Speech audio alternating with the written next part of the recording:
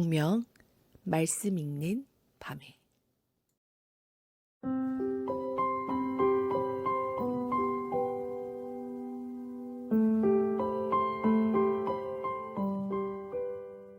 샬롬을 전합니다. 공명 말씀 읽는 밤의 지기 백흥영 목사입니다.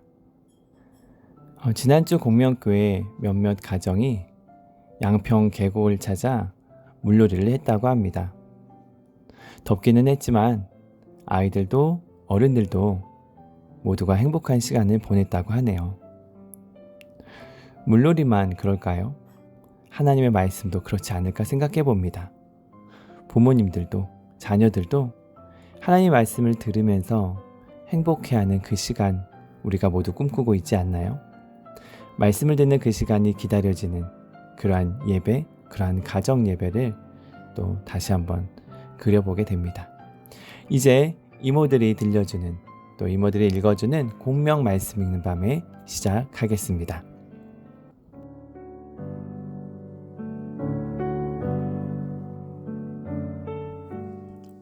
호수 위를 걸으신 예수님. 예수님이 빵 5개와 물고기 2마리로 수천 명을 먹이셨던 일을 기억하니 그 일이 있자마자 예수님께서는 제자들에게 말씀하셨어. 너희들은 갈릴리 호수 건너편으로 먼저 가 있어라. 제자들은 예수님의 말씀에 따라 호수 건너편 마을로 가기 위해 갈릴리 호숫가에 있는 작은 배를 타고 움직였단다. 제자들을 보내고 난 뒤 예수님은 주변에 모여있던 수천 명의 사람들 또한 집으로 돌려보내셨어. 그러고는 혼자 조용히 기도하시기 위해 산으로 올라가셨단다. 어느새 시간은 밤이 되었지. 제자들이 배를 타고 떠났을 때는 저녁이었어. 그런데 어찌된 일인지 깜깜한 밤이 될 때까지 배는 아직 호수를 건너지 못하고 있었단다. 왜냐하면 제자들이 배를 탄 지 얼마 되지 않아 갑자기 잠잠했던 호수에 먹구름이 드리워지더니 세찬 바람이 불며 파도가 무섭게 넘실대기 시작했거든.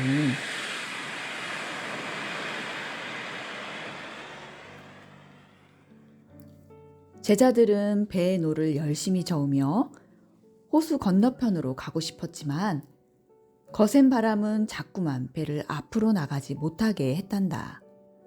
끊임없이 노를 젓던 제자들은 점차 지쳐가기 시작했어. 그리고 앞이 보이지 않는 새까만 어둠이 내려앉은 호수를 보며 두려움에 휩싸이기 시작했단다. 그뿐만 아니라 윙거리며 귓속을 핥히는 무서운 바람소리와 높은 파도는 제자들이 타고 있는 배를 곧 집어삼킬 것만 같았어. 제자들은 물속으로 떨어지지 않기 위해 배 난간을 꽉 붙잡아야만 했단다.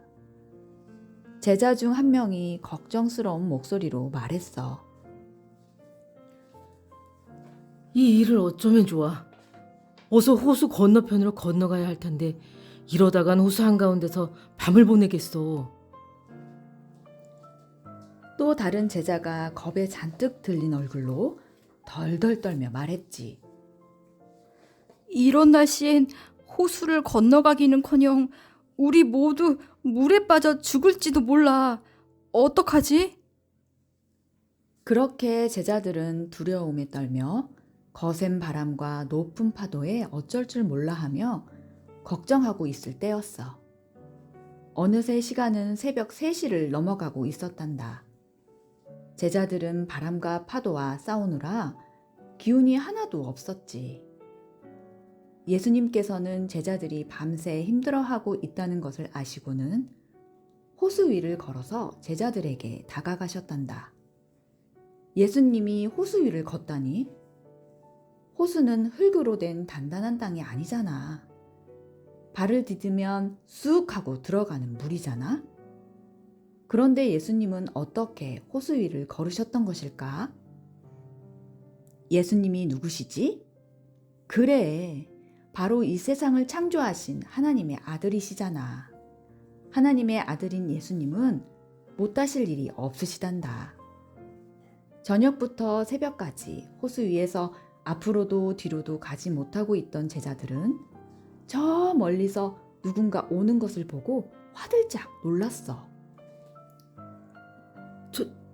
저게 누구지? 제자 중 한 명이 손을 들어 물 위를 걸어오시는 예수님을 가리켰어. 사나운 폭풍 속에서 물 위를 유유히 걸어오는 사람이라니? 아니, 사람일 리가 없어. 무시무시한 유령이 분명해. 제자들은 예수님을 알아보지 못하고 모두 두려움에 벌벌 떨었단다. 제자들은 엄청난 두려움에 휩싸여 급기야 비명을 질렀어. 유령이다! 유령이야! 그때였어. 아주 선명하고 흔들림 없는 목소리가 들려왔단다. 안심해라. 나다. 두려워하지 마라. 바로 예수님이셨어. 제자들은 예수님의 목소리를 듣고 그제야 모두 안심하며 놀란 마음을 쓸어내렸단다. 하지만 그것도 잠시였어. 물 위를 걷고 있는 예수님을 보고 다시 놀라며 믿을 수 없다는 표정을 지었지. 정말 예수님이 맞을까? 모두 의심하는 얼굴이었단다. 그때 제자 중 한 명인 시몬 베드로가 예수님께 말했어.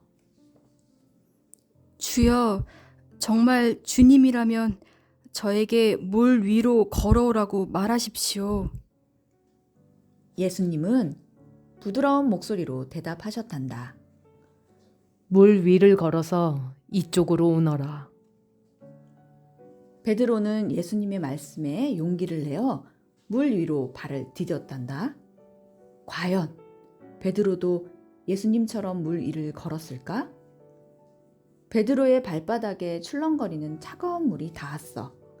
베드로는 예수님만을 똑바로 바라보며 두려움 없이 한 발짝 한 발짝 물 위를 걷기 시작했어. 어떻게 이런 일이 일어날 수 있는 거지? 물 위를 걷고 있던 베드로를 보며 배 위에 있던 제자들은 믿을 수 없는 광경에 너무 놀랐단다. 베드로 또한 물 위를 걷고 있으면서도 너무 신기했고 믿을 수가 없었지. 그때였어. 휘잉! 휘잉! 호수에 불던 거센 바람이 베드로를 확 스치고 지나갔단다. 그 순간 베드로는 예수님을 바라보지 않고 자기의 몸을 흔드는 거센 바람에 두려움을 느꼈어. 내가 물 위를 걷다니. 이건 진짜가 아니야. 이렇게 서 있다간 빠져 죽고 말겠지? 그렇게 의심하는 순간 풍덩 하며 베드로의 몸이 물속으로 쑥 들어가 버렸단다. 이 일을 어쩌면 좋아. 베드로는 허우적대며 예수님께 다급하게 소리쳤어. 주님, 살려주십시오. 예수님께서는 곧장 베드로에게 다가가 그를 붙잡으시며 그를 물 위로 끌어올리셨어. 그러고는 안타까운 얼굴로 말씀하셨지. 믿음이 적은 사람아, 왜 의심하느냐? 예수님이 물에 흠뻑 젖은 베드로를 데리고 제자들이 타고 있는 배에 오르셨단다. 그 즉시 밤이 새도록 제자들을 힘들게 했던 거센 바람과 파도는 순식간에 잠잠해졌어. 정말 신기한 일이었지. 제자들은 어리석게도 예수님이 거센 폭풍 속에 있는 자신들을 구해주실 거라는 믿음이 부족했단다. 어떻게 하면 살아남을까만 생각했지. 예수님을 간절히 찾지는 않았거든. 심지어 물 위를 걸어오시는 예수님을 알아보지도 못했잖아. 자신들의 믿음이 적다는 사실을 깨달은 제자들은 예수님의 발 앞에 넙죽 엎드렸어. 그러고는 큰 목소리로 예수님을 찬양했단다. 주님은 분명히 하나님의 아들이십니다.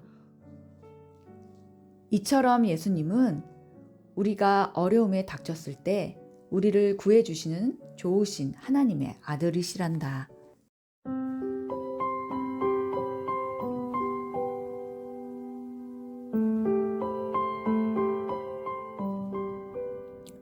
이제 몇 가지 생각할 질문을 드리겠습니다. 첫 번째, 배를 타고 간 제자들은 무엇 때문에 두려워하고 있었나요?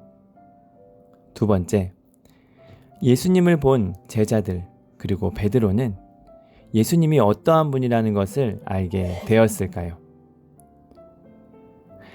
예수님은 제자들을 먼저 갈릴리 건너 호수편으로 가게 했습니다.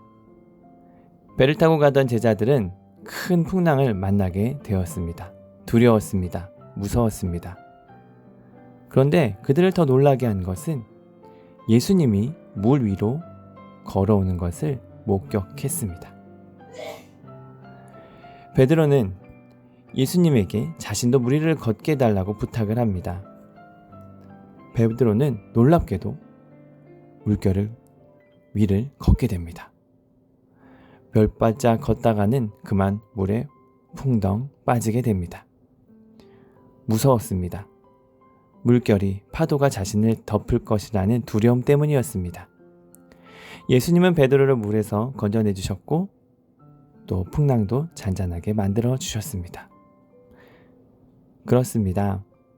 예수님은 풍랑을 잔잔하게 하실 수 있는 분입니다. 또한 우리로 물 위를 걸을 수 있게 만드실 수 있는 분입니다. 그 예수님이 우리의 하나님 되심을 기억하셨으면 좋겠습니다. 다 함께 기도하겠습니다. 하나님 아버지, 다른 무언가를 바라보지 않고 예수님만 바라보며 살아가게 해주세요. 예수님의 이름으로 기도합니다. 아멘. 이상으로 공명 말씀 읽는 밤에 마치도록 하겠습니다. 저희는 다음 주 목요일에 다시 뵙겠습니다. 샬롬. 주의 말씀은 내 발의 등이요